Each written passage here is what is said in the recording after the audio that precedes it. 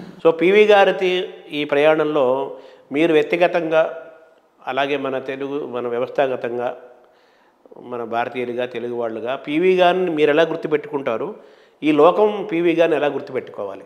నేను గుర్తుపెట్టుకునే మేరకు నేను చెప్పాలంటే ఆయన గొప్ప థింకర్ అండి, గొప్ప ఆలోచనాశీలి, గొప్ప దేశానికి ప్రజలకు నిలబడిపోయేది ఏదైనా చేయాలన్నటువంటి తపన ఉన్నటువంటి వాడు. ఆయన సీఎంగా ఉన్న చేసింది అదే. ల్యాండ్ రిఫార్మ్స్ తేవడానికి అదే ఆయనకి పదవి పోవడానికి కారణం అయింది.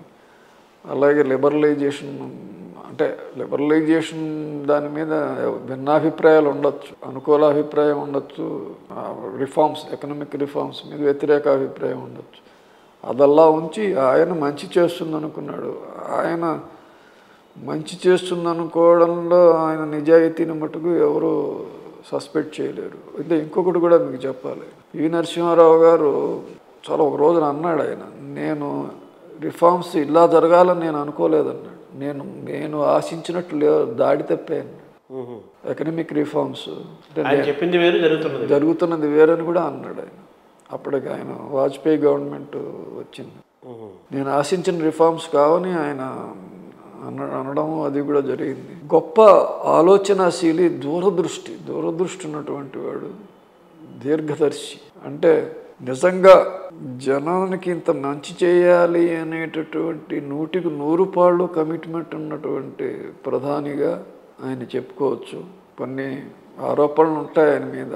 ఇప్పుడు బాబ్రీ మసీద్ విషయంలో కావాలని దాన్ని ఉపేక్షించాడు, ఆయన పతనాన్ని ఇండైరెక్ట్గా కోరుకున్నాడు అని చెప్పి అనడం, బీజేపీ ఫస్ట్ ప్రైమ్ మినిస్టర్ ఆయనే అని వ్యంగ్యంగా ఆయన మీద కాంగ్రెస్ నాయకులు పెట్టుకుని బీజేపీ ఫస్ట్ ప్రైమ్ మినిస్టర్ అంటే దీని మీద 2 ఒపీనియన్స్ ఉంటాయి. అలాగే ఆయన పిఎంగా ఆయన వ్యవహరించిన తీరు, గవర్నమెంట్ మైనారిటీ గవర్నమెంట్ నిలబెట్టుకున్న తీరు, వీటి మీద కూడా భిన్నాభిప్రాయాలు ఉంటాయి. వాటన్నింటినీ పక్కన పెడితే యాజ్ ఒక నాయకుడిగా, ఒక ఇండివిజువల్గా చెప్తే రియల్లీ గొప్ప థింకరు. ఇంకా పివి గారి తర్వాత నుంచి నెక్స్ట్ మనం జైపాల్ రెడ్డి గారి దాంట్లోకి వద్దాము. ఇది వేరే రీసెంట్ కదా యాక్చువల్గా ఇటీవల జరిగింది. జైపాల్ రెడ్డి గారు కూడా మేధావిగా, ఉత్తమ పార్లమెంటేరియన్గా, ఒక మంచి నాయకుడిగా చాలా పేరు తెచ్చుకున్నవాడు జైపాల్ రెడ్డి గారు. ఆ జైపాల్ రెడ్డి గారు ఆయన ఇంగ్లీష్లో రాస్తుందని మీరు ట్రాన్స్లేట్ చేశారు కదా. జైపాల్ రెడ్డి గారికి మీ మధ్య ఎలా అనుబంధం ఏర్పడింది? అది మీతో ఎందుకు చేయించారు? అలాగే జైపాల్ రెడ్డి గారితో మీ అనుబంధము, అనుభవాలు.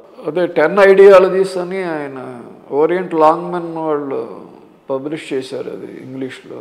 అది మన రామచంద్రమూర్తి గారు చెప్పారు ఆయనకి నా పేరు. ఆయన ట్రాన్స్లేట్ తెలుగులో చేయించాలని అనుకున్నప్పుడు ఎవరంటే నా పేరు చెప్తే ఆ రకంగా నేను జైపాల్ రెడ్డి గారితో పరిచయం అయింది. ఆ పరిచయం అయినప్పటి నుంచి కూడా ఆయన ఇంటికి వెళితే టీ తాగుదామండి అని చనువుగా అడిగి తెప్పించుకునే వరకు ఆ పరిచయం ఆయన ఇచ్చారు.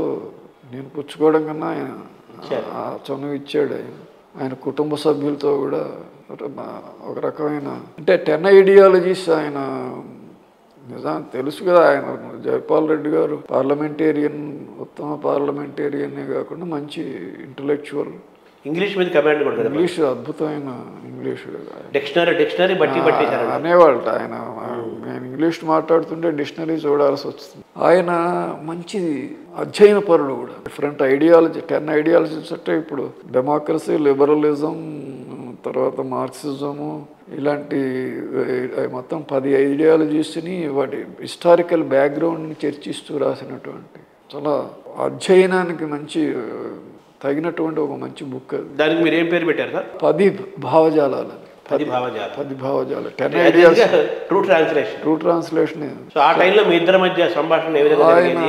కేవలం ఈ పుస్తకమేనా, అనేక సాహిత్య చరిత్ర అంశాలు వచ్చేవా?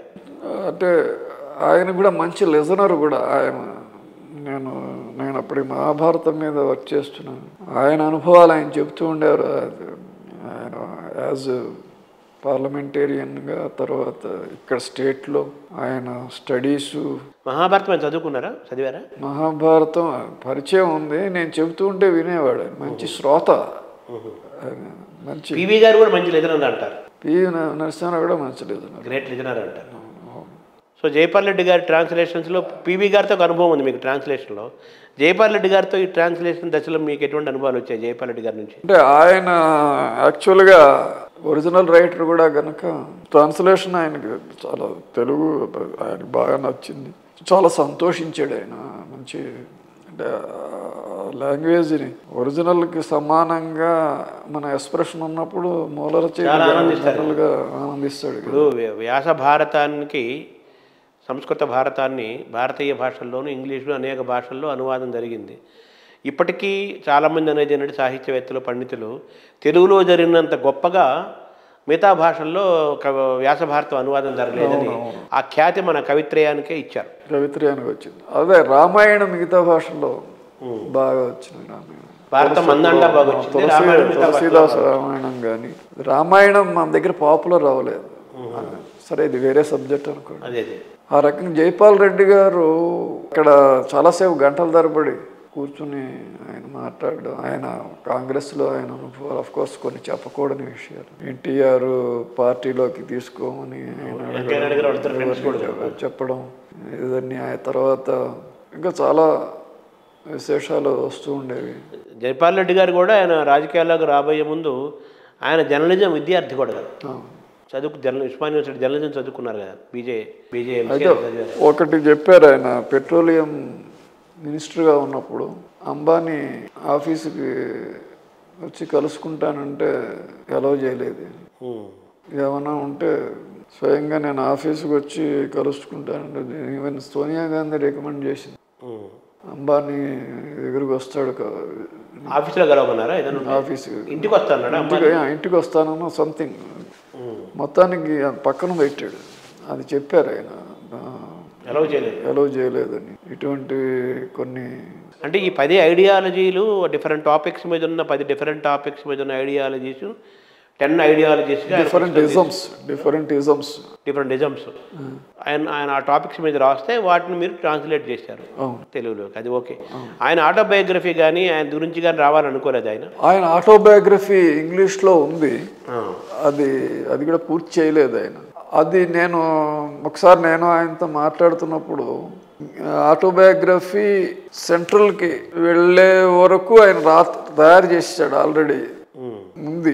నన్ను అడిగాడు ఆయన. తర్వాత సెంట్రల్కి వెళ్ళిన తర్వాత భాగం కూడా ఆల్మోస్ట్ పూర్తి చేస్తున్నాడు, అప్పుడే రాస్తున్నాడు ఆయన. నేను వేయడానికి సందేహిస్తున్నాను అన్నాడు ఆయన, దీన్ని పుస్తకం తీసుకురావడానికి. నేను ఎందుకు సందేహించడం అని అడిగాను. సెన్సిటివ్ విషయాలు ఉంటాయి ఇందులో. ఇప్పుడు నేను సెంట్రల్ కాంగ్రెస్ పార్టీ ఉంది, నేను still I'm member in Congress party. కొన్ని ఇబ్బందికరమైన దాన్ని సూటబుల్గా దాన్ని మార్చి రాయండి. మీరు ఒక వర్క్ని మీరు ఎందుకు సప్రెస్ చేయడం ఎందుకు? పోనీ అంతవరకు 2 భాగాలు చేసి స్టేట్ వరకు ఉన్నటువంటి మీ ఆటోబయోగ్రఫీని ఇవ్వండి అంటే ఆయన పాపం ఒప్పుకున్నాడు. పోనీ మీరు చెప్పింది బాగుంది, అలాగే చేద్దాం అలా అని ఎవరికో ఇచ్చాడు కూడా ఆయన పుస్తకం చూడడానికి. తర్వాత కొద్ది కాలానికే ఆయనకు అనువేయడం జరిగింది. సో ఆయన ఆటోబయోగ్రఫీ అంటే వాళ్ళ అబ్బాయి అరవింద్ రెడ్డి నాకు పరిచయం, ఇప్పటికీ స్టిల్ కాంటాక్ట్లో ఉంటాడు ఆయన. నేను కూడా నా దీనిలో ఉండి నేను ఈ 10 ఐడియాలజీస్ మీరు ట్రాన్స్లేషన్ పుస్తకం ఆవిష్కరణ సమయానికి కూడా ఆయన లేరు కదా? ఆవిష్కరణ సమయానికి లేరు ఆయన లేరు. అది నిజానికి నాకు కూడా చాలా బాధ కలిగించిన